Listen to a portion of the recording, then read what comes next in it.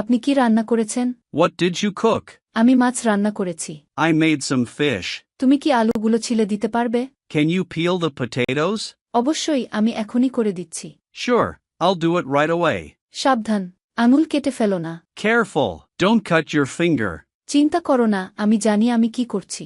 Relax, I know what I'm doing. আমি কি খাবার টেবিল গুছিয়ে দেব? Should I set the table? হ্যাঁ, দয়া করে প্লেটগুলো নিয়ে আসো। Yes, please get the plates. খেতে কেমন হয়েছে? How does it taste? এটি খেতে অসাধারণ হয়েছে। It's absolutely delicious. আপনি কি কোনো রেসিপি অনুসরণ করেছেন?